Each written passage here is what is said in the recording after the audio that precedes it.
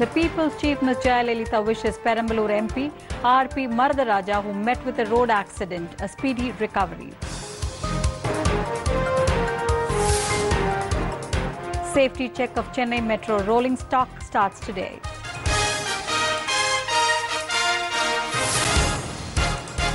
Sun TV sinks as Maran's assets worth 740 crore rupees attached in Aircel Max's case. The news in detail. The General Secretary of the AIADMK and the People's Chief Ms. Jaya wished a speedy recovery to R.P. Maradaraja MP and his son Prasanna Kumar, who met with a road accident. Ms. Jaya in her letter said she was grieved to learn on the accident of R.P. Maradaraja, MP of Perambalur constituency, and his son Prasanna Kumar on the 5th of April 2015. Both of them have been admitted in hospital for treatment. She wished them a speedy recovery. The letter written by the People's Chief Ms. Jaya was handed over by Chief Whip R. Manoharan and party members to R.P. Maradaraja and his son. Chennai Metro Rail project took a step closer to starting operations with the mandatory safety check of rolling stock by railway authorities. According to reliable sources, the Commissioner of Railway Safety, Bengaluru, inspected the Metro Rail rolling stock. This is a prerequisite for start of commercial operations of the rail-based public transport system in Chennai. Usually, the process of clearance takes a few weeks. The inspection is an indication that the city's commuters can hope to avail themselves of this modern facility in about a month. The Chennai Metro Rail Limited, a public sector company which is implementing the 14,500 crore Metro Rail project, started trial runs of a 10-kilometer stretch of elevated section between Coimbatore and Alandur from last year. According to the source, 14 train sets supplied are ready for operation and have been tested for a few months now. The stations at Coimbatore Chennai Mafsal Bus Terminus, Arumbakam, Vadapayani, Ashok Nagar Tangal and Alandur stations are nearly ready, according to information available on the CMRL website. The first phase of the Metro Rail project envisages 2 corridors totaling 45 kilometers, traversing the city, linking the northern part of the south, connecting railway and airport facilities. One corridor runs from Washermanpet in North Chennai to the airport in the south, covering a distance of about 23 kilometers.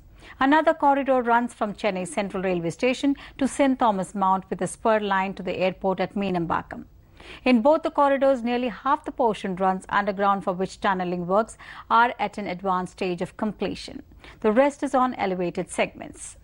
Today's inspection, main thing is the rolling stock will be inspected, it will be run on the track, and because rolling stock is coupled with the signalling system. So unless the signalling system is complete, rolling stock cannot be inspected, cannot be run. So now I am told signalling system is ready and rolling stock can be run on that. So I will be running the rolling stock and seeing it, whether it is fit for public or not. And if according to my observation, I will make a report and send it to my ministry. National Conference members led by Omar Abdullah today staged a walkout from Jammu and Kashmir Assembly over failure of the government to reply to a call attention motion of their member on situation arising due to landslides in his constituency. NC member Mia Altaf sought reply from the Revenue Minister to his call attention motion on the situation that has risen due to heavy landslides at Rambari in his Kangan constituency. The ministers who were in the assembly in absence of Revenue Minister were unprepared to reply, and Speaker Kavinder Gupta said that it will be taken up later as Minister was attending proceedings in Legislative Council. The Minister for CAPD, Chaudhry Zulfikar Ali, said that the minister in charge was not present in the House, so the reply will be given later after he comes from the upper house. This angered the NC members, who resorted to protest over the issue, saying that the government is taking the House non-seriously. Led by Omar, NC members staged a walkout from the House in protest. Speaking to the reporters, Mia Altaf Ahmed said the government is non-serious in the House. Their ministers were unable to reply to my urgent call attention motion. This has happened for the first time in the history of Assembly that government and its ministers have failed to reply to the call attention motion, he said. Sun TV shares slumped over 13% on Monday and headed towards their worst one-day sell-off in many months as investors reacted negatively to the attachment of some of the company's assets by the Enforcement Directorate last week. Sun TV underperformed the broader stock markets, which opened on Monday after a 4-day break. In all, assets worth 740 crore rupees were attached, some of which belong to Sun TV. The attachment of the assets pertains to the Aircel Maxis deal of 2006, which is being investigated by the Central Bureau of Investigation.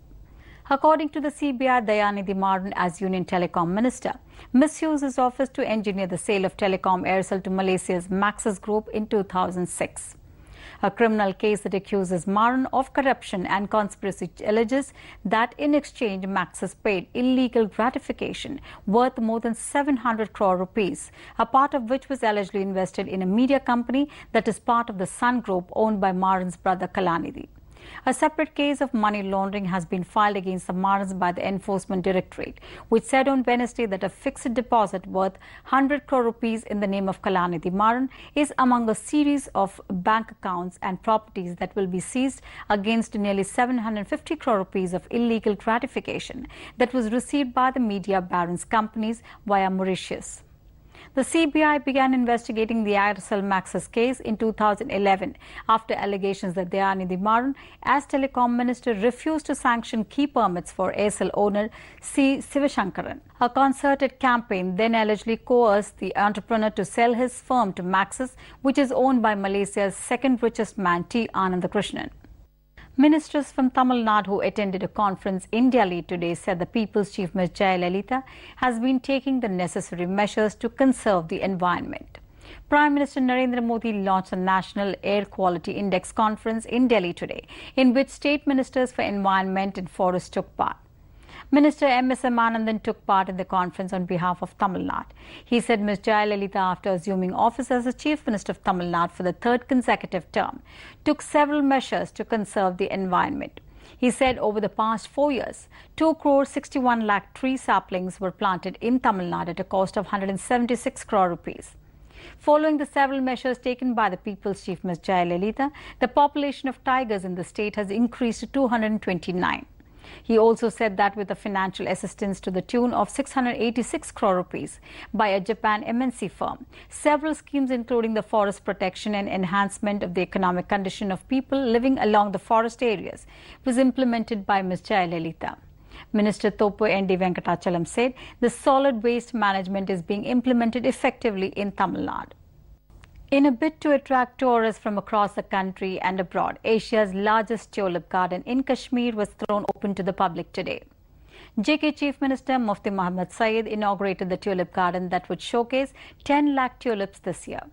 The tulip garden, which is located on the foothills of Zabarwan Hill and overlooking the picturesque Dal Lake, would remain open to visitors for around 1 month. Last year, the garden opened to public on April 5th. There are 10 lakh tulip flowers present in the garden this season, said Director of Horticulture Kashmir, Sunil Misri.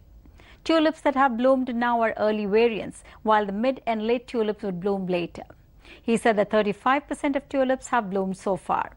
We use 3 types of tulip variants so that they last long and people can visit here in large numbers, he said. Sunil said that the 53 tulip variants have been put on display in the garden.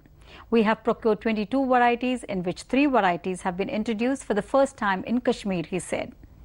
Last week's incessant rains have not delayed the opening of the tulip garden. There was no impact of incessant rains on the opening, the director said. Every year it is thrown open in the first week of April. Soon after it opened, tourists thronged the garden in large numbers.